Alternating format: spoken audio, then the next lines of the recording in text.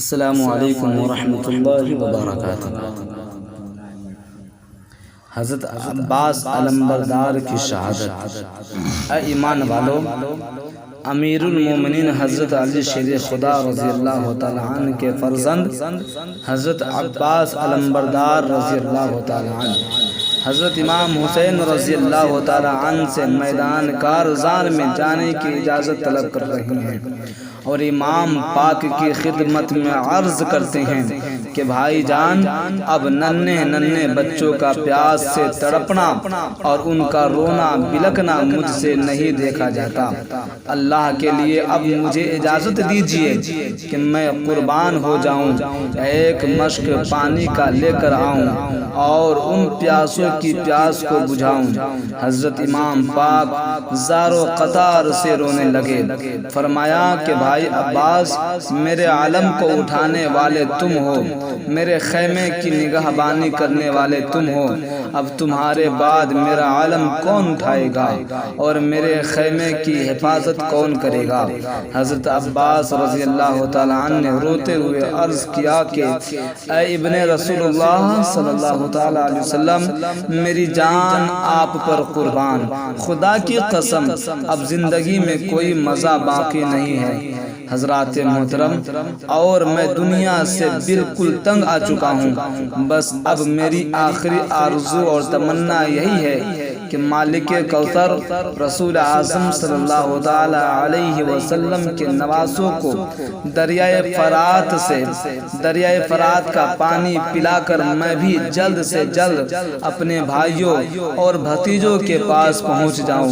حضرت عباس کے اسرار سے مجبور ہو کر حضرت امام حسین رضی اللہ تعالیٰ عنہ نے اجازت دے دی۔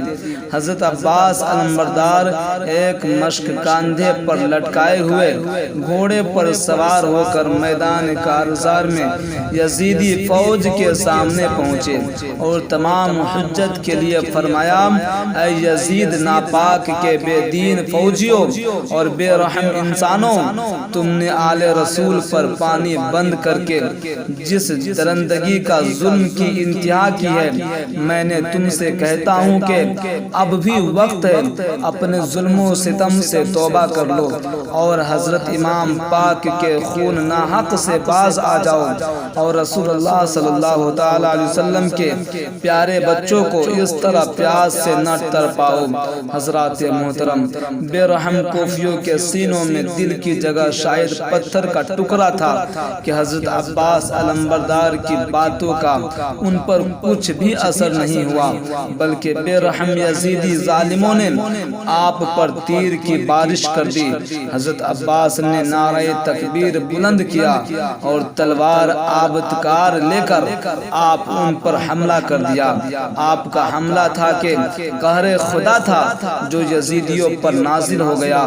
گھوڑے بدکنے اور کودنے لگے، تلواریں ہاتھ سے گرنے لگی، لعنتیوں کے سر کٹ کٹ کر گرنے لگے۔ حضرت عباس علمبردار ان کا قتل عام کرتے ہوئے نہر فرات پر پہنچ گئے۔ نہر فرات سے پانی کا مشکیزہ بھر کر کندھے پر لٹکایا اور خود پانی پینے کے لیے چلو میں لیا اور پینے کا ارادہ کیا تو سکینہ کی پیاس یاد آ گئی۔ حضرت علی اصغر شیر خدا کی خشک زبان اور پیاس سے ان کا رونا بلکنا یاد آ گیا تو چلو کا پانی فرات میں پھینک دیا اور فرمایا کہ اے نہر فرات، اے دریائے فرات، گواہ رہنا کہ تیرا پانی، اس کا ایک ایک قطرہ اس وقت تک مجھ پر حرام ہے جب تک کہ میں رسول اعظم صلی اللہ تعالی علیہ وسلم کے آل کو اپنا پانی پلا دوں۔ حضرات محترم، پھر آپ نے اپنے گھوڑے کو پانی پینے کا اشارہ کیا تو گھوڑے نے بھی پانی پینے سے انکار کر دیا۔ گھوڑا نے بھی پانی نہیں پیا۔ گھوڑا بھی کہنے لگا کہ جب تک کہ آل رسول پانی نہیں پئیں گے، جب رسول رسول کا نواسا رسول کے خاندان پانی نہیں پئیں گے اب تک کہ ہم بھی پانی نہیں پی سکتے۔ حضرات محترم مولانا حسن رضا بریلوی فرماتے ہیں اشارہ اسب تازی کو تھا پانی پینے کا، اشارہ اسب تازی کو تھا پانی پینے کا، پیاسا گرچہ تھا گھوڑا مگر واقف قرینے کا، لگا جب منہ سے پانی اور ہونٹوں تک تر آئی، لگا جب منہ سے پانی اور ہونٹوں تک تر آئی، ہٹائی خود ہی سطح آب سے گردن بے رانوائی۔ حضرات محترم حضرت عباس علمبردار گھوڑے پر سوار ہوئے، خیمے کی طرف روانہ ہوئے۔ ابن سعد نے اپنے لشکر کو للکارا اور کہا کہ خبردار، اگر یہ مشکیزہ امام پاک کے خیمے پہنچ جائے تو شیر خدا کے شیروں کو پانی مل گیا تو تم میں سے کوئی بھی زندہ نہیں بچ سکتا۔ یہ سنتے ہی یزیدی فوج نے حضرت عباس علمبردار کا چاروں طرف سے محاصرہ کر لیا اور تیر و تلوار کی بارش کرنے لگے، یہاں تک کہ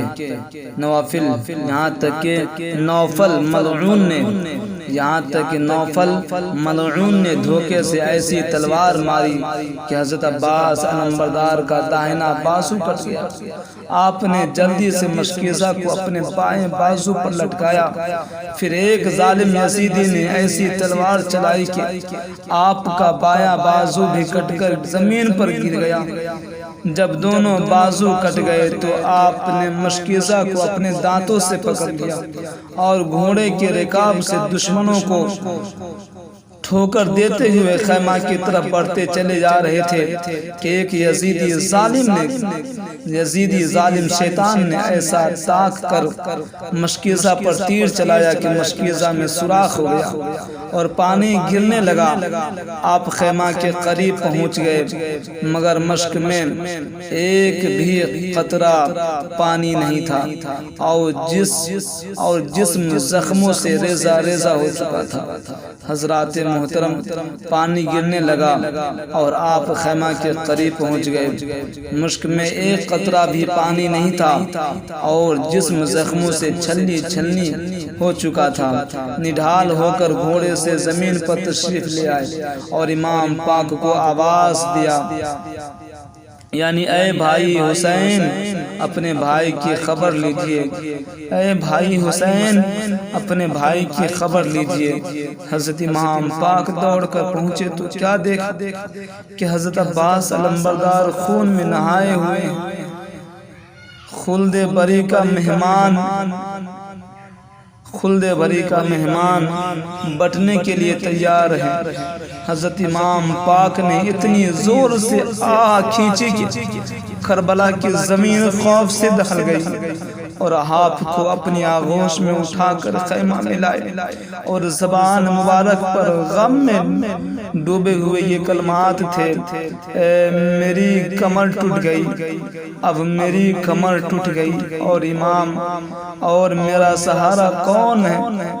حضرات محترم اب میری کمر ٹوٹ گئی اور میرا سہارا کوئی نہیں رہا۔ پھر آپ روتے ہوئے حضرت عباس علمبردار کے خون آلودہ چہرے پر اپنا منہ رکھ کر اسے بھائی اے بھائی بھائی کہہ کر پکارتے رہے۔ پھر حضرت عباس کی روح قبض انوری سے حضرات محترم پھر حضرت عباس کی روح قبض سے انصری سے پرواز کر گئی۔ انا للہ و انا الیہ راجعون۔